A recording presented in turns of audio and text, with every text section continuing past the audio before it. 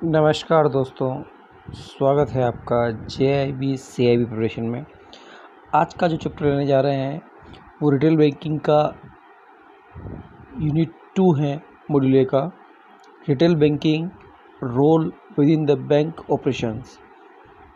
जो बैंकों के अंदर रिटेल बैंकिंग को किस तरह से लिया जाता है, किस तरह से रिटेल बैंकिंग का जो है डिपार्टमेंट हैंडल होता है, उसी की रिगार्डिंग अपन इसमें पढ़ने वाले हैं। हर बैंक का जो है रिटेल बैंकिंग का अपने बिज़नेस में अलग अलग रोल है।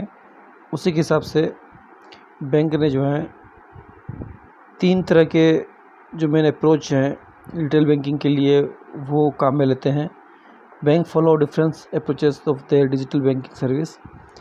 अब कौन कौन सी अप्रोच है, ये मेन अप्रोच 3 हैं, इनको हम पढ़ेंगे। पहली है स्ट्रेटेजिक बिजनेस यूनिट अप्रोच, जिसको SB भी बोलते हैं शॉर्ट में, स्ट्रेटेजिक बिजनेस यूनिट को।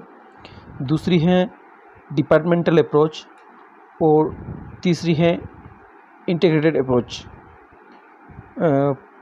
इसमें जो अपन अगर बात करें तो स्पेसिफिक जो अप्रोच है वो पहले वाली है स्ट्रेटेजिक, उससे कम है डिपार्टमेंटल, और तीसरी इंटीग्रेटेड अप्रोच जो है वो उसमें जो है रिटेल बैंकिंग को अलग से पार्ट नहीं माना जाता है, वो part of overall business plan का ही होता है।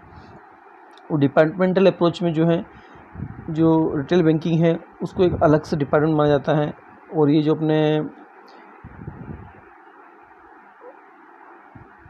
नेशनलाइज बैंकों की बात करें, जो पब्लिक सेक्टर बैंकों की बात करें, तो उसमें डिपार्टमेंटल अप्रोच जो है रिटेल बैंकिंग को दिया जाता है।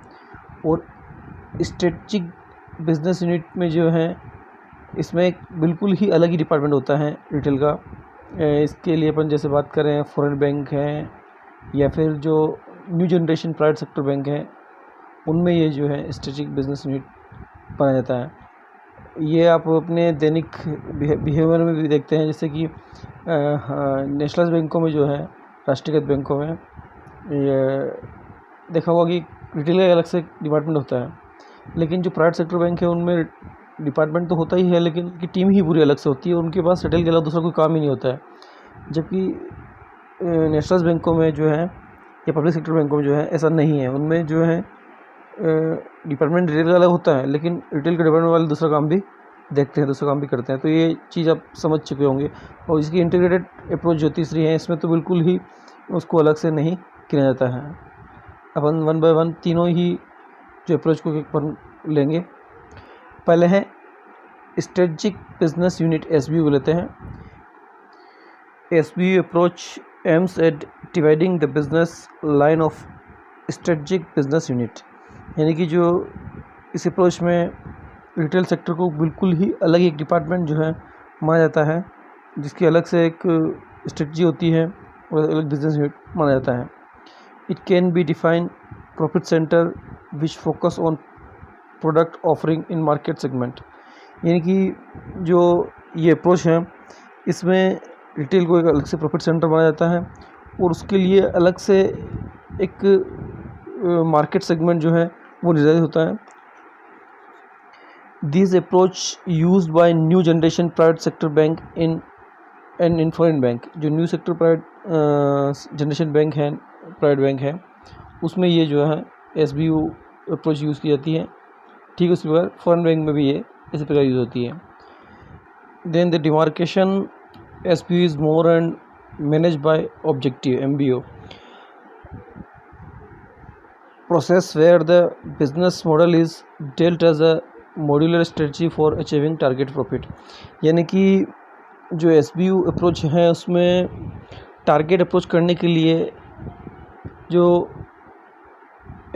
SBU अप्रोच है उसमें मैनेज बाय ऑब्जेक्टिव, उसमें एक ऑब्जेक्टिव तय किया जाता है एक अलग से डिपार्टमेंट बना के, और जो उनकी टारगेट होते हैं वो अलग स्पेसिफिक होते हैं और स्पेसिफिक रिटेल के लिए होते हैं, और उस टीम का जो मेन लक्ष्य होता है वो एक ही होता है, रिटेल। तो इसमें जो सवाल बन सकता है वो है कि ये जो SBU है वो किस में डिपार्टमेंट में यूज़ किया जाता है, तो उसके लिए new generation private sector bank और फॉरेन बैंक, उनमें जो है SBU अप्रोच यूज़ होता है। दूसरा है डिपार्टमेंटल अप्रोच। जो डिपार्टमेंटल अप्रोच है वो अपने नेशनलाइज बैंकों यानी कि पब्लिक सेक्टर बैंकों में यूज़ होता है।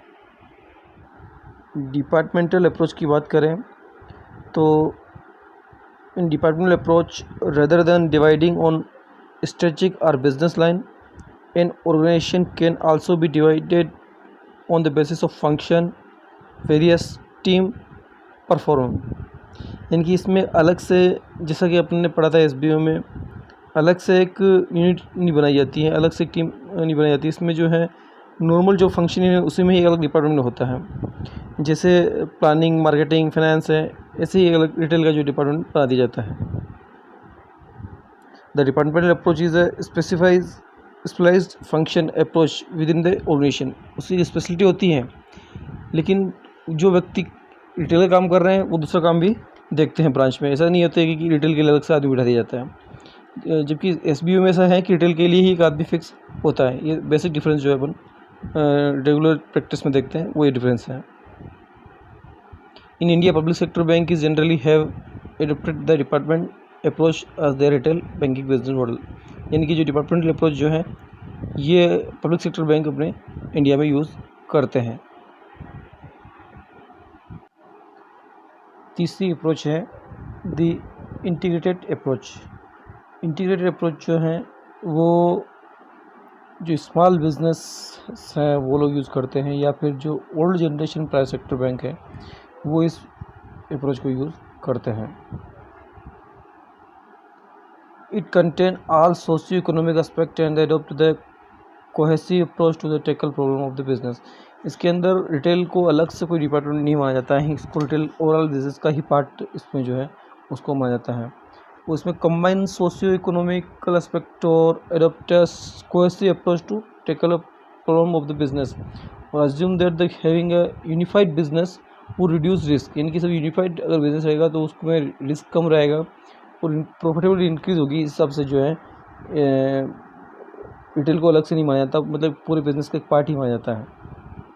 बिजनेस मॉडल, बैंक जो है मार्केट में अपनी पोजीशन के हिसाब से रिटेल सेक्टर को अलग अलग प्लेटफॉर्म के हिसाब से तैयार करते हैं। उसके बारे में थोड़ा देखते हैं अपन कि bank generally structure their retail banking model on positioning platform.